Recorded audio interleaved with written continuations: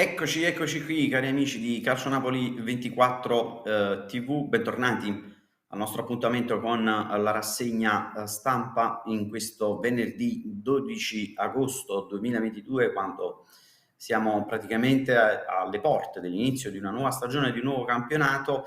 Andiamo a vedere quali sono i principali temi dei quotidiani sportivi, non prima di aver ringraziato in regia Emanuele Bernardo.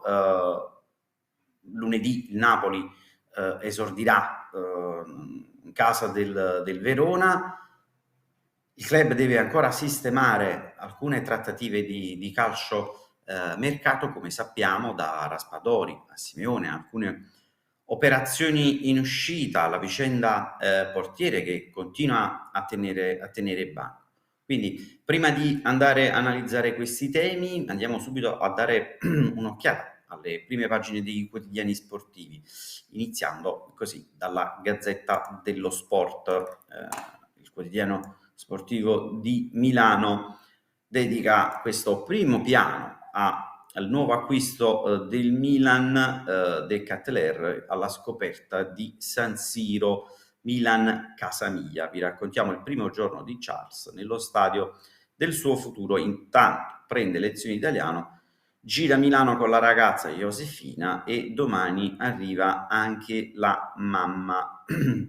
Di spalla scudetto a tutto gol, sotto a chi segna Vlahovic Lukaku, è la sfida più attesa. Quindi poi c'è il richiamo al nuovo acquisto Kostic della Juventus e Lautaro che vuole la rivincita con l'Inter. Nella taglio basso invece ci sono alcune dichiarazioni di Gattuso, oggi allenatore del Valencia. Andiamo invece a vedere la prima pagina del Corriere dello Sport. Domani via al campionato, Doveri spiega le nuove regole, arbitriamo all'inglese, distingueremo il fallo dal contatto, ma i giocatori siano leali.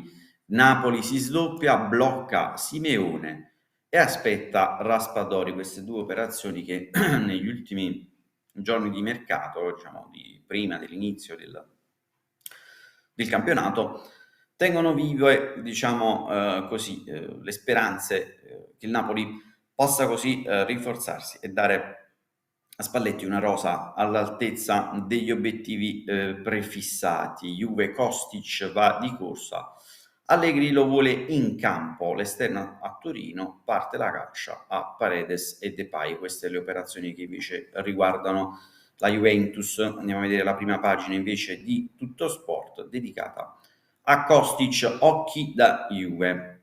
Il serbo ieri è arrivato a Torino, prima le visite mediche, poi la firma, ha parlato poi con Allegri che lo schiererà già con il Sassuolo, prenderà il numero 17, con lui nascono due Juve, 4-3-3 e 3-5-2. Pellegrini in prestito secco a Lent. Minaciuk verso il Torino, Toro sono pronto, mentre sul taglio laterale Monza assist del PSG, ora Icardi e Furirosa, addirittura per la compagine Brianzola si fa il nome di Icardi, e con Berlusconi e Galliani alla guida, diciamo, non è poi così vietato sognare. Rientriamo però in casa Napoli per analizzare soprattutto quella è la trattativa che si sta dilungando in questi giorni, ovvero quella tra Napoli e Sassuolo per Giacomo Raspadori. In particolare andiamo a leggere cosa ci scrive il Corriere dello Sport stamattina. ADL fa all-in su Raspadori, pronto ad una pazzia per prendere la trattativa ad un bivio decisivo. Il Corriere dello Sport infatti scrive: Simeone apre il valzer delle punte che potrebbe abbellire un mercato improvvisamente vorticoso, tra nomi che danzano soprattutto nelle aree di rigore e accordi che sembrano imminenti. Giacomo Raspadori è un po' l'uomo dei sogni e la fan prodige che il Napoli si vuole regalare, per il quale darebbe fondo ad una pazzia da 33 milioni di euro che diventerebbero 35. Con il Sassuolo la discussione è arrivata ad un bivio. Adesso c'è solo da imboccare una delle due corsie. Il sì di Carnevale aprirebbe ad un'operazione che rivoluzionerebbe di fatto l'attacco di Spalletti, spingendolo molto probabilmente a riabbracciare senza indugi il suo 4-2-3-1 e il no invece ispirerebbe al Napoli a un'altra operazione, cioè a metà campo, dove all'improvviso potrebbe sparire Fabian Ruiz rapito dal PSG. Sempre per quanto riguarda invece Raspadori, andiamo a leggere quindi un'altra eventualità in cui Napoli potrebbe trovarsi di fronte, anche se le distanze praticamente si sono accorciate tra i due club, quindi tra domanda e offerta si sta cercando di trovare la quadra, però insomma non è da escludere che possa esserci un no da parte del Sassuolo, quindi Napoli pronto ad un piano B se saltasse Raspadori, tutti i nomi seguiti da Giuntoli. Questo lo scrive sempre il Corriere dello Sport. Il Napoli sa che perderà Fabian Ruiz tra un anno a parametro zero ed ha lasciato capire che questa ipotesi va scongiurata. Il sì dello spagnolo al PSG rimuoverà un caso e potrebbe indurre a cercarsi un mediano di palleggio che eventualmente orienti tatticamente il futuro. Se il Sassuolo si rassegna sul Raspadori, il problema quasi non si pone, Zielinski verrà rigorosamente dirottato nella quaterna dei centrocampisti. Da sottopunta ci andrebbe infatti l'enfant prodigio, ovvero proprio Raspadori, e la virata quindi sul 4-2-3-1 diventerebbe probabile. Se l'opzione Raspadori dovesse cadere, allora a quel punto il 4-3-3 Zielinski diventerebbe quindi un terzo del centrocampo nel quale servirebbero 6 interpreti e senza Fabian ne mancherebbe uno, quindi largo a Ndombele del Tottenham o anche a Barak del Verona, oppure l'altro nome è quello di Szoboszlai, che costerebbe più o meno gli stessi soldi in arrivo dalla Francia per Fabian. Quindi se Napoli non riuscisse così a mettere le mani su Raspadori, a questo punto si opterebbe per dirottare questa grossa cifra su un centrocampista di belle speranze che insomma faccia un po' sognare i tifosi. Quindi invece c'è chi, come la Gazzetta, parla di un ulteriore elemento all'interno della trattativa tra Sassuolo e Napoli per Raspadori, ovvero di una controproposta che così pare abbia ridotto le distanze tra i club, controproposta che viene dal Sassuolo, come scrive la Gazzetta ieri, ennesima puntata della telenovela con Carnevale, che ha inviato una controproposta alla mail di mercoledì a firma di Aurelio De Laurentiis con l'offerta di 28 milioni più 2 in caso di qualificazione Champions del Napoli per 2 volte nei prossimi 5 anni e 3 milioni legate alle prestazioni del calciatore.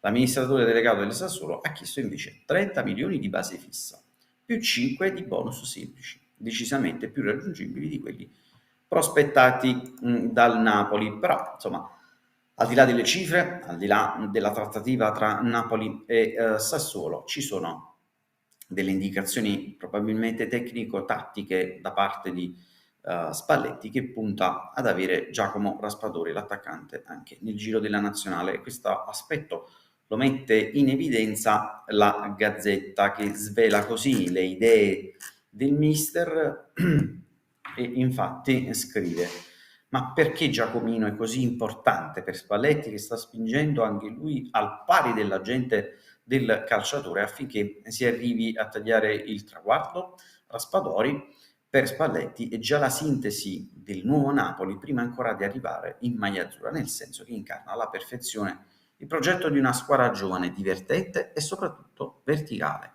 Una squadra che difende in avanti con una zanzara fastidiosa come Raspadori a pungere il play avversario, ma anche una formazione capace di compattarsi dietro per poi esaltare Osimhen nello spazio alle spalle delle difese avversarie. Quindi al di là della questione economica c'è anche un aspetto tattico da tenere in considerazione, ovvero che tipo di impostazione l'allenatore Spalletti vuole dare a questo Napoli, e quindi è fondamentale scegliere gli interpreti giusti.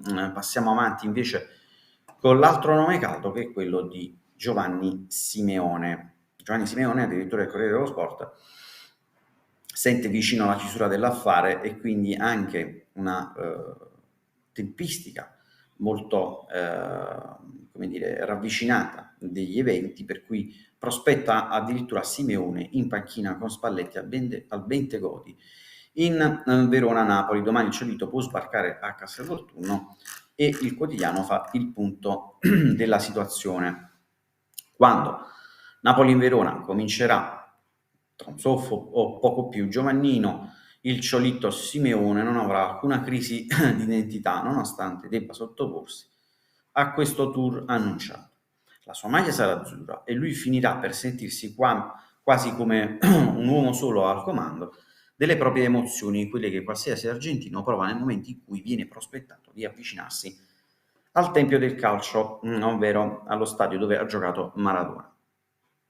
Napoli-Verona la giocherà o semmai la guarderà dalla panchina oppure no, o la vivrà dalla tribuna come aveva sognato dal marzo scorso, quando Giuntoli cominciò a fargli arrivare messaggi di stima. Ci è voluto un po' di tempo per concludere questa operazione, però adesso è fatta. Mancano come sempre gli spiccioli dei dettagli, quelli che contribuiscono a alimentare il pathos arricchito dall'irruzione della Juventus, che con una telefonata si è informata, ma se ADL stamattina decide di metterci l'ultima firma, partirà il protocollo classico: controlli a Villa Stuart, trasferimento a Castelvolturno e poi Napoli-Verona in aereo. Questo è per quanto riguarda Giovanni Simeone. Come abbiamo detto, che diciamo è una trattativa calda, è una trattativa che si sta per chiudere, era legata alla partenza di Petagna che è andato al Monza, e l'altro fronte aperto è quello ancora dei portieri. Quindi la Gazzetta dello Sport ci dà alcuni aggiornamenti: che Keylor Navas stacca Kepa e in pole per giocare nel Napoli, serve l'accordo sull'ingaggio con il PSG, come riportato da un bel po' di settimane. Gazzetta scrive: per la porta Navas sta staccando Kepa, ma bisogna sempre tenere presente lo stipendio davvero faraonico del vice Donnarumma, per il quale servirà un contributo importante del PSG.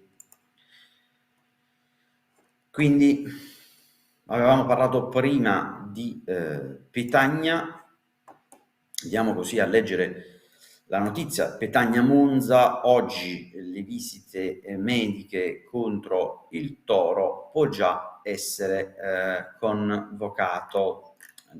Ieri Petagna ha lasciato Napoli per la nuova destinazione, che lo vedrà con molta probabilità protagonista dell'attacco del Monza allenato da Stroppa. Per quanto riguarda la punta Andrea Petagna, anche lui prestito con diritto di scatto in caso di salvezza, costo complessivo intorno ai 15 milioni, si attende l'esito delle visite mediche questa mattina prima di siglare il contratto e di ufficializzare l'acquisto. Se si riuscirà, Petagna verrà aggregato all'ultimo alla squadra, che comunque giocando in casa resterà in zona per il ritiro pre-gara. Il suo utilizzo in ogni caso sarebbe lecito pensarlo solo a gara in corso, arrivando a Monzello poco più di 24 ore prima della partita.